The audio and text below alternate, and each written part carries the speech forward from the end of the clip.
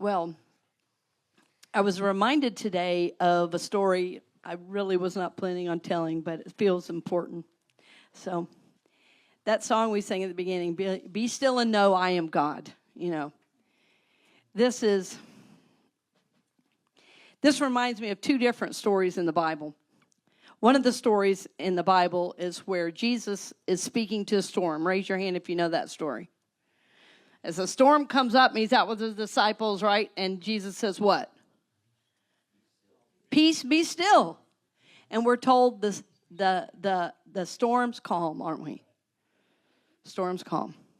Well, in the Psalms, and somebody can look this up to check me. I'm not sure. I'm going off the top of my head. I think it's Psalm 48:10, where it says, "Be still and know I am God." And for some reason, those two scriptures exist in my mind together, even though they're way far apart in the Bible. And there's a place at Unity Village, which is the place where ministers go for training, or we did way back in the day. I'm telling on myself now. And there was a little tiny chapel in there.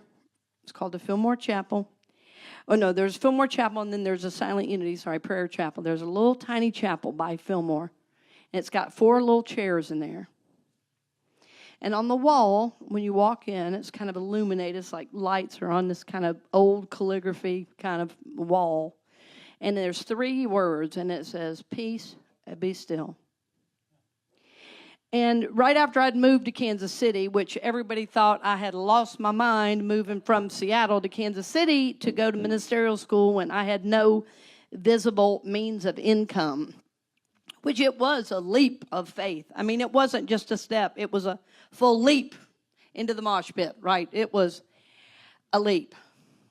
Well, as I arrived there, fear started to take hold. Raise your hand if you understand that. Okay. Anybody been in fear lately? I won't ask you to raise your hand because, boy, just turn on the news, and if you're not sure if you have something to be fearful of. Exactly. And so, I'm still here to say there's nothing to fear, but I'm saying the human part of us rises up and says, "Oh, my goodness, what am I doing?" or "What is happening," right? Yeah. The reason it feels big right now, in psychology, we learn about Maslow's hierarchy of needs, and safety and security is a base level, and then it feels like that's what's getting threatened. So it doesn't matter how spiritually aware you are, you'll have little moments of that. We don't live there anymore. We're walking through that valley, but it's there. And I was in one of those. I was in one of those valleys because I had moved. I had left my wonderful career. I mean, wonderful. I love my career. But it was time for a change. And I was kind of in that sense when I was in Seattle. I had that moment. I've either got to leap big into this career and make a new change, or I need to just fully commit my life to ministry. It was that type of feeling. And what I was thinking about doing, I said I probably have little chance of making that. And anyway, I feel called. I had felt called for a really long time. So anyway, when I finally got up the courage, after I found Unity through a string of circumstances, and finally took one prayer class, I said, I'm supposed to be a Unity minister. And I mean, less than a year later, I was gone. It was like I left. It was like the door was still spinning when I left Seattle. It was like, I'm done. Time to go. But then I got there, and the fear started to take hold, because I was making a big change from relying on what I felt like was myself to relying on God completely. It was such a stretch. And of course, I didn't have enough classes to go to ministerial school yet. For those of you who don't know, you have to take 250 credits, or it used to be 250 credits, before you could even apply. Well, you know how many I'd had? I'd had one class. I'd had 5 low credits. And people said, "My God, have you lost your mind?" I said, it's what I'm supposed to do. But anyway, I got there, and I walked onto the Unity Village grounds and thought, what am I doing, And I'll be honest, I was in a mess emotionally. I thought, have I lost my mind for real? Nobody understood it. And then people said, you haven't been in Unity long enough to even get in when you can apply. You're never going to make it, somebody said. A wonderful Unity person said, you're never going to make it. I said, well, thanks for that vote of confidence. So I kind of found my way to that little chapel. There are these 4 little seats in there, peace be still on the wall, and there's a little phone as you walk in so that if you're desperate, it rings you right to Silent Unity. You don't even have to dial it. You pick it up and they say, Silent Unity. They know if you walk into that chapel, it's bad. So I walked in there and there's a big Bible open at the front, and I look at it and everything. I sit down there. Crying, oh, God, why'd you tell me to come here? Just giving it all back to God. You know, what are you doing? And I was guided just to look at those words on the wall. Peace be still, you know. Peace be still. And so I just started breathing those words. I started feeling a different something in my heart. And all the tears stopped. And then I heard, peace be still, and know I am God. And so first it was peace be still, and that was calming my little storm, you know. I was having my own little personal storm. Nobody knew about her, understood, but little old me. And I was in a pity party. But as soon as I focused on those words, peace be still, something started to change. And then I got the rest. And know I am God, that psalm from way back, you know. And I meditated longer. I said, I'm going to just focus on each word. And I would just pray on the word peace for a minute. Just peace, peace, peace. I'd slow it down. Peace. Be, you know, be. And I just took each word, and as I got through it, I did each word and know I am God, you know, each word. And then the strangest thing,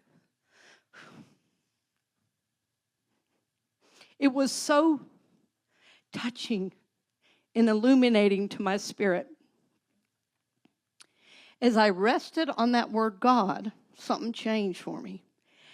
I kept saying the word God like this. God, kind of like a mantra. Deepak Chopra talks about it. That I was kind of listening to the word, but listening between the word. You know, he calls that the gap. Listening between the word.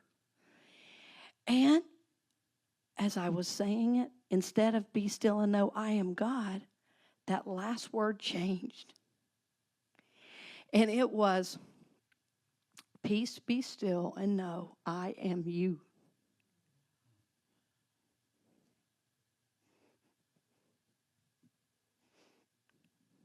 I said, okay. Time to go sign up for classes, move ahead. Time to own this guidance from God. I feel God is guiding me to this. It's time to say yes fully. It's time to just face the fear and move through it. It's time to take the classes. I took all the classes in a year. At the end of that year, I applied. As those same people still telling me I wasn't going to get in, did not get in, and I did. Isn't that interesting? Yeah. They knew something about somebody. It just wasn't me.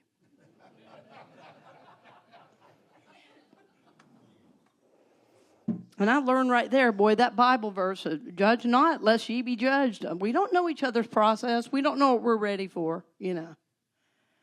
But it was that peace that passes all understanding that we read about. I found it. And today the topic was be the light, and that's just it. Friends, you can study every spiritual book out there, and you will not be it until you know it in your heart and soul. Until you yourself decide to do the soul work that will bring you into connection with that God nature. Even though it's all through the Bible. Jesus says, you are the light of the world. You are the light of the world. He said, too, I am the light of the world. John 1, in him was light. And the light was the light of all people. It later says the darkness did not overcome it. So all this we're seeing, all this madness in the world and how loud it gets, the darkness will not overcome the light. The light is the most powerful. But that light of God has to be known in you. We're waiting on somebody to save us, and we're the ones to save us, you see. Not us, the human self, that have vine in us to rise up and stand for something good, to stand for the light, to stand for something holy, to stand for something right and good. And, it's interesting because even though all you see on the news is how bad everything is, when I'm out there, I'm shopping or out and about doing errands or something like that, I see people being kinder than I've seen in a long time. Have you experienced that? Is anybody in here making a little bit more effort? Yes, because you see, this is madness. We're going to kill ourselves if we're against each other so much. This is like the Civil War times. This is insane what we're seeing. Right? So I am making the decision myself personally to move out of the insanity and into the light of God. There's nothing that the world offers me right now. My hope is in God. The light is in God. The peace is in God. Turn off the TV and get off social media. I've had to say to a couple of my clients, you're addicted. You gotta just end it. Delete the app. End it. You're in a dysfunctional relationship with social media. Even though it hurts you, you keep going back for more. Come on. Right? So we got to put it down and go to God.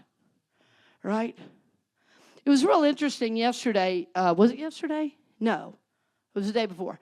And I was out shopping, and I've fallen back in love with Aldi. And I went into the Aldi's. And then I forgot about the thing with we call it buggy in the South, where you have to put in the quarter. I said, oh, my goodness, I forgot about this buggy thing. And so I walked in, and I was going to get my buggy, and I saw a woman doing something with a coin, and I thought, now, what is this sweet little lady doing here with this coin? I thought she was confused.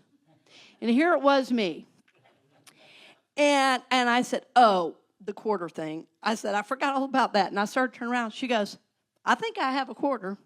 I said, oh, it's okay. I got one in the car. She goes, no, let me do it. I said, okay, I appreciate that. I'll pass it on. She said, yeah, you pass it on. So I do my shop and everything. I start to come out, and there's a sweet little lady behind me. And I thought, you know what? I just really am being guided to buy her groceries. And so I thought, why don't I just buy her? I said, ma'am, just put hers on mine. She doesn't have much. And I said, hey, Mama, we do this in the South, by the way. If there's somebody older in Georgia, you call them Mama. You say, hey, Mama, right? You say, hey, Mama. And so I said, hey, Mama, how you doing? All right, sweetie, all right. I said, we're getting by, aren't we? Yes, ma'am. She said, yes, we're getting by. So then I left, and the lady said, yours is paid for. And the lady said, what? I said, no big deal. No big deal at all. God blessed me today. I wanted to bless you. And then I got my cart, and I was fixing to go, and I saw a guy getting out, and he's looking around for a free cart. I could tell. I said, brother, take this, but now you got to promise me you got to keep this going. You got to keep this going. He said, okay, all right.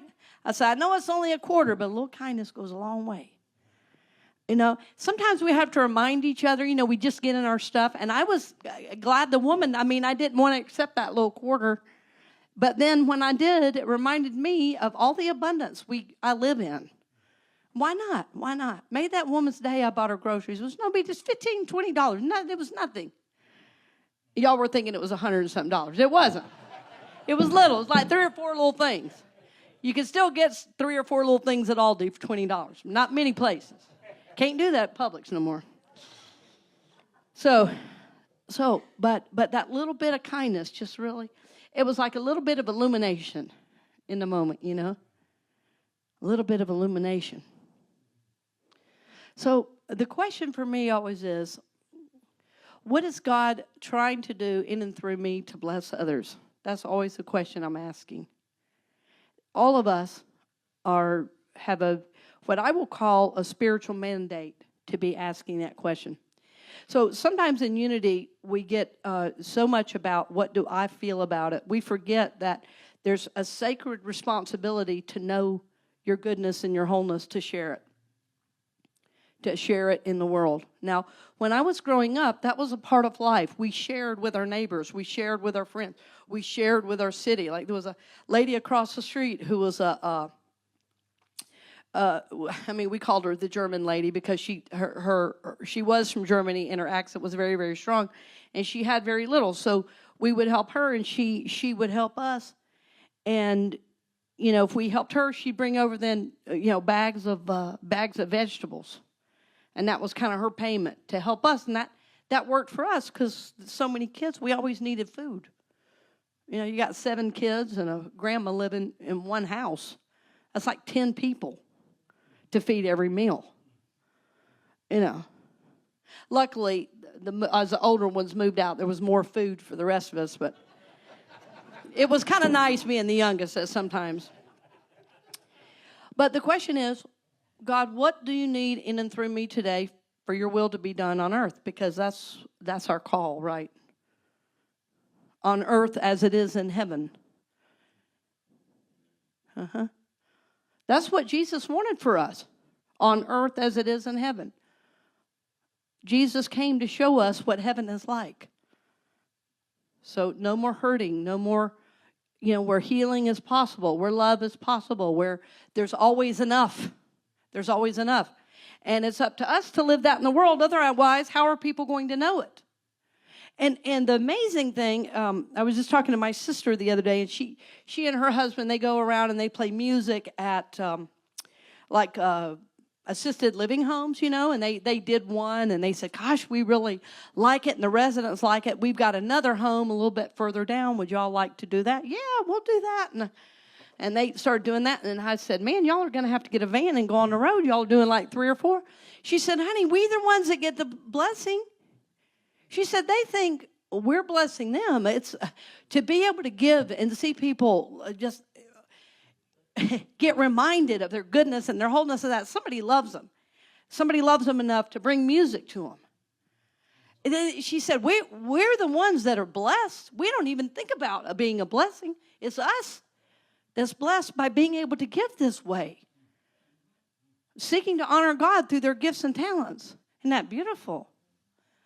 Gosh, can you imagine if we were all asking that question, God, what do you want to do in and through me today? Who am I to be? How am I to be the light in the world today? Because Jesus says this is what I am. You are the light of the world, he said. You are. You are the light of the world. He sent out the 70. Y'all, in other words, y'all go ahead. I've done my part. What are you going to do? What are you going to do? And so for me, it's kind of like just knowing that the light of God lives in me. I have a responsibility to bring it. Bring it. We're so concerned these days about being right and being the loudest, we're forgetting to bring the light of God into these situations. And you might say, but I am right. And I go, I know, honey, yeah. Be the light of God. Be the light of God. And, to be the light of God, it doesn't cost anything. It's simply a being. It's a presence. It's a knowing. It's a sense. People will feel it around you. Years ago, this is when I was at Christ Church Unity in Orlando. We were doing this big prosperity series, and we were doing this gratitude thing where we were blessing our bodies, we were blessing our wallets, we were doing this thing where we were just blessing everything. And I realized that it was feeling for me a little almost oversimple just to say, thank you, God, for this and thank you, God, for that. I said, I've done that since I was a kid. Maybe there's a deeper way. Is there a deeper blessing I could do so that I could bring more God into the world? And maybe I'm not really fully owning this higher nature that I'm aware of. I know about it. I read about it. I practice it. I pray on it. Is there some way I need to, be in this more? And so I started saying to myself, thank you, God, for clothing me with the radiance of God. Instead of thank you for my clothes, you know. Thank you for my clothes. It's sweet and good. It's good. And I just said that all morning. Thank you, God, for clothing me with the radiance of God. And the interesting thing was I was dead tired that day. I felt anything but radiant. But I said, you know, I'm going to keep holding this idea because I've got a job to do. And I walked in the church, and this woman comes up to me and goes, you look radiant today. I said, thank you. And I thought, isn't that interesting? There was nothing new. There was nothing special. My hair had not been done. My eyebrows had not been done. My nails were not done. Nothing was perfect. I looked tired and had bags under my eyes. But she said, you look radiant today. What was she talking about? That's right. The God light, the God energy somehow shone through. And, you know, I realized sometimes God doesn't even need me to even know it. It just, you know, if I'm available, God will use me. Thank goodness. Thank you, God. But she called it out. And I thought, my goodness, what if we could just focus on that? I am clothed with the radiance of God. Wow. Instead of thank you, God, for my clothes, even though that's sweet. So how are you going to, and I want you to, when you come through the line today, I'm going to hold you accountable. How are you going to work this? How are you going to work this with God? How are you going to deepen your relationship with the divine in such a way that the light of God shines in and through, where it is unmistakable? How are you going to do that? You're going to say a word? You're going to meditate? You're going to focus on a Bible verse? You're going to pray? You're going to affirm? What is it? I want to know. And you might give me a new idea for my own life. I need help and support, just like you, in being more like the light of God.